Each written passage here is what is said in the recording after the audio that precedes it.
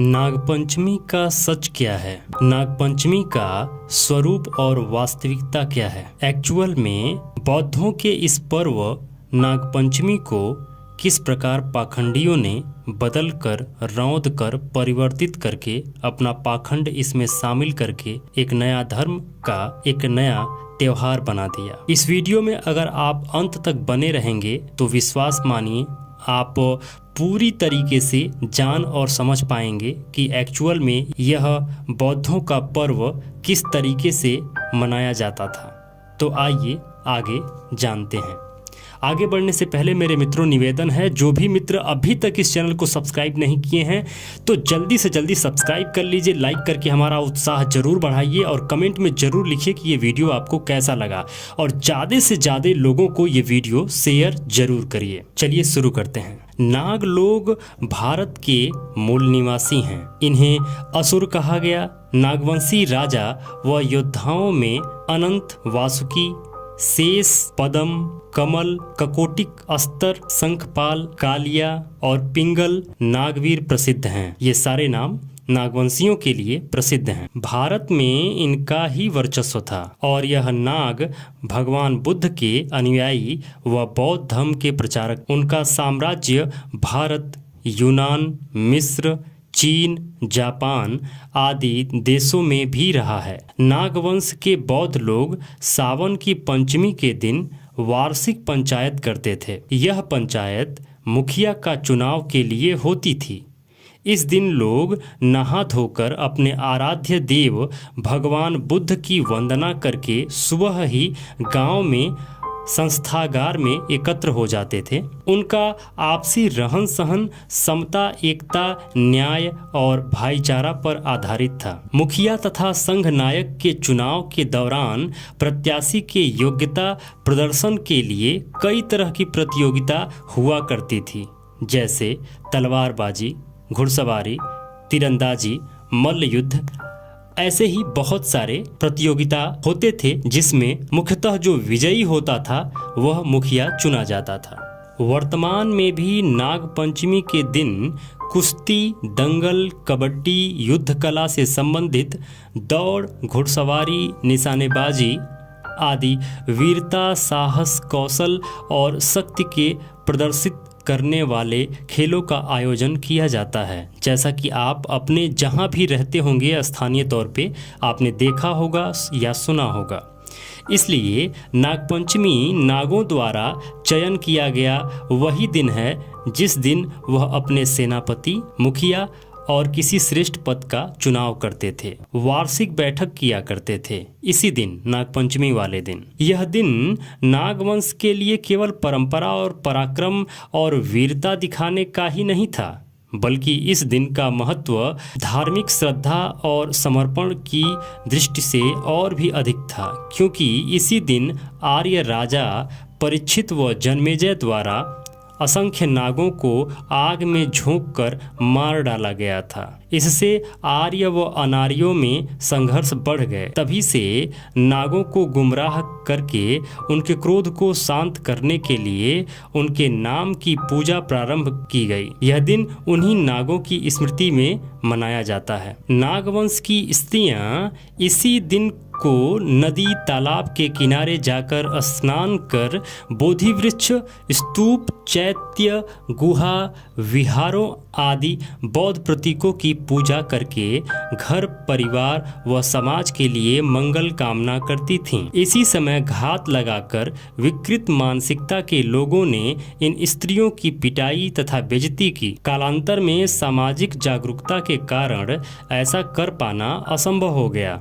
फिर भी इस परंपरा का निर्वहन करने के लिए लोग गुड़िया पीटकर उस परंपरा को आगे बढ़ा रहे हैं। नागपंचमी ये पर्व दरअसल उन 5 महान पराक्रमी नागवंशी राजाओं की याद में मनाया जाता था जिन्होंने बुद्ध संदेश का प्रसार भारत व भारत पार किया। उनके नाम थे अनंत, वासुकी, तक्षक, करकोटक और 5वां एरावत। नागपंचमी का संबंध नाग इन सांप से न होकर नाग यह टोटेम 5 पराक्रमी नाग राजाओं से संबंधित है। इनके गणतांत्रिक स्वरूप में अनेक स्वतंत्र राज्य अस्तित्व में थे, जिसमें अंततः यह सबसे बड़ा जम्मू कश्मीर का अनंतनाग ये शहर उनकी याद की गवाही देता है। इसके बाद दूसरे वासुकी नागराज ये कैलाश मानसरोवर क्षेत्र के प्रमुख थे। तीसरे नागराजा तक्षक, जिनकी यादगार के रूप में पाकिस्तान में तक्षशिला है। चौथे नागराजा करकोटक और 5वें एरावत रावी नदी के पास। इन 5 राजाओं के गणतांत्रिक राज्य सीमा एक दूसरे से जुड़ी हुई थी। इस क्षेत्र के लोग इन 5 पराक्रमी राजाओं की याद कायम रखें, इसलिए हर साल समारोह आयोजित करते थे। वो नागपंचमी के नाम से जाना जाने लगा। इसका अनुसरण उस राज्य के अन्य प्रांतों के लोगों द्वारा किया गया। इस तरह नागपंचमी का समारोह पूरे देश में मनाया जाने लगा। आर्यों ने अपना वर्चस्व कायम रखने नागराजा को सांप में परिवर्तित कर दिया। नागराजा के इस पुरामिथकीय सच को ऐतिहासिक रिसर्च की अपेक्षा है। सभी समाज अपने सामाजिक विरासत को लेकर गौरवान्वित होते हैं। ऐतिहासिक रिसर्च की व्यवस्था करते हैं ताकि वे अपने गौरवपूर्ण इतिहास का संरक्षण कर सकें। हम इस दिशा में न सिर्फ पिछड़े हुए हैं, बल्कि उधार के ऋषियों से स्वयं को महिमा मंडित कर रहे हैं। ये हमारे लिए घातक है। नागपंचमी अब सांपों की पंचमी हो गई है। नागवंशियों की पंचमी लुप्त हो गई है। बावजूद इसके आज भी हम लोग घर की दीवारों पर 5 नाग बनाना भूले नहीं हैं। ये 5 नाग ही हमारे पूर्वज के नाग राजा हैं। धार्मिक परिसीमा से बाहर निकलकर नागपंचमी के त्योहार का महत्व नागवंशियों को जानना चाहिए। किसी भी परिवार की धुरी स्त्रियां होती हैं। नाग परिवारों की धुरी भी स्त्रियां ही थीं। इन्हीं स्त्रियों में एक नाम नागनिका था। नागनिका वह पहली स्त्री थी जिसे इतिहास में पहली रानी होने का गौरव प्राप्त है। नागनिका नाग प्लस निका, जिसमें नाग का अर्थ सांप नहीं बल्कि नाग वंश से है। निका स्त्रीलिंग है जिसका पुल्लिंग निक है। निक का अर्थ सौम्य, सुकोमल, गोल मटोल, सुडौल, सीलवान, शुद्ध, निर्मल, प्रांजल आदि होता है।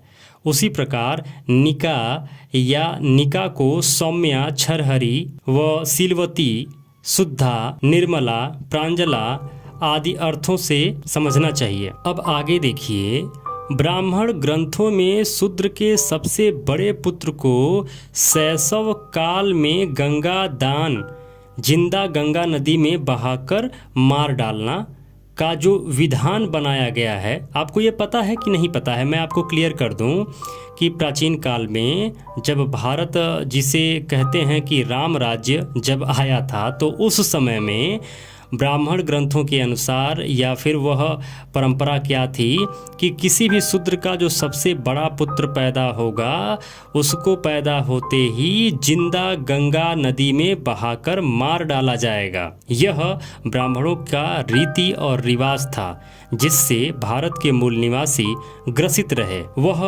बड़े पुत्र की धम्म दीक्षा से रोकने के उद्देश्य से ही किया गया है। न रहेगा बांस न बजेगी बांसुरी। सबसे बड़ा पुत्र ही नहीं रहेगा तो धम्म दीक्षा कौन लेगा?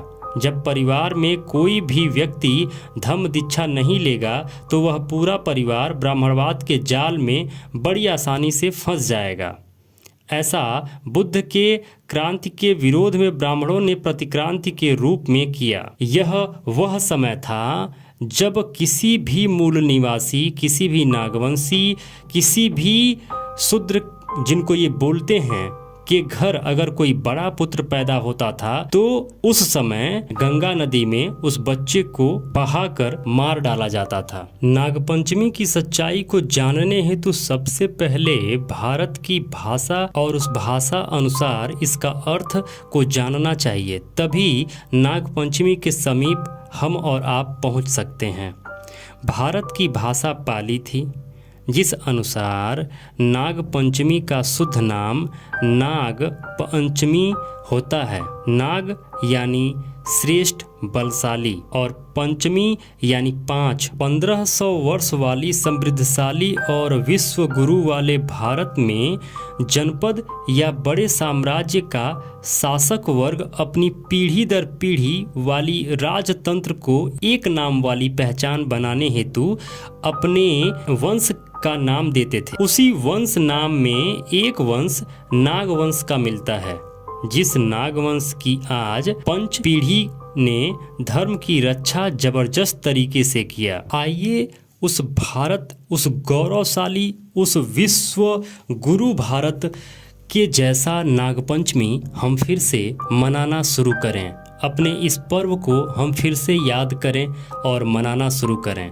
आइए उस पुरानी परंपरा जैसी आप भी शील सदाचार वाली परंपरा को जीवित करने हेतु बलशाली बने, शक्तिशाली बने, श्रेष्ठ बने। नागों की इस परंपरा का निर्वहन करें, उस महान भारत की परंपरा का निर्वहन करें। नागपंचमी मूल निवासियों का पर्व है, इसे खुशहाली से मनाएं और भारत को पुनः बुद्धमय बनाने में सहयोग करें। एक दूसरे को बधाई दें और हर्षोल्लास के साथ यह पर्व जरूर मनाएं।